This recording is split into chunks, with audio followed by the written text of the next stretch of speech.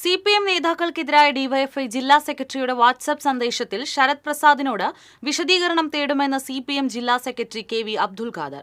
പ്രചരിക്കുന്നത് വാസ്തവ വിരുദ്ധമായ കാര്യങ്ങളാണ്.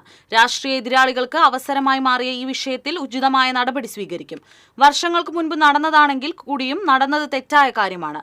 സുതാര്യമായി പ്രവർത്തിക്കുന്ന പ്രസ്ഥാനമാണ് CPM.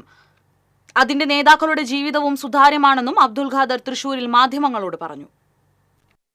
വർഷങ്ങൾക്ക് മുമ്പ് പറഞ്ഞതായ ഒരു ഓഡിയോ ക്ലിപ്പാണ് ഇന്നിപ്പോൾ ചാനലുകളിൽ സംപ്രേഷണം ചെയ്യപ്പെടുന്നതായിട്ട് കണ്ടത്. അതിൽ പറയുന്ന കാര്യങ്ങൾ അടിസ്ഥാനരഹിതമായിട്ടുള്ള കാര്യമാണ്. യാതൊരു തരത്തിലും വസ്തുതയുമായി പൊരുത്തപ്പെടുന്ന ഒന്നും അതിനകത്തില്ല.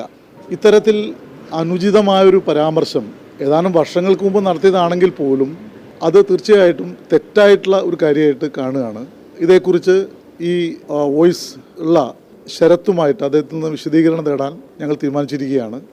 ഇത് തീർച്ചയായിട്ടും ഞങ്ങളുടെ രാഷ്ട്രീയ എതിരാളികൾക്ക് വീണ് കിട്ടിയ ഒരു ആയുധം എന്ന നിലയിലാണ് അവരത് പ്രചരിപ്പിക്കുന്നത്.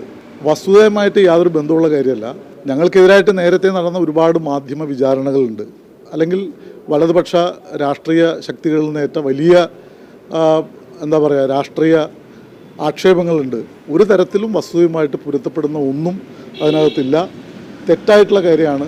സുതാര്യമായി പ്രവർത്തിക്കുന്ന ഒരു പ്രസ്ഥാനമാണ് CPIM. അതിൻ്റെ നേതാക്കളുടെ ജീവിതവും സുതാര്യമാണ്.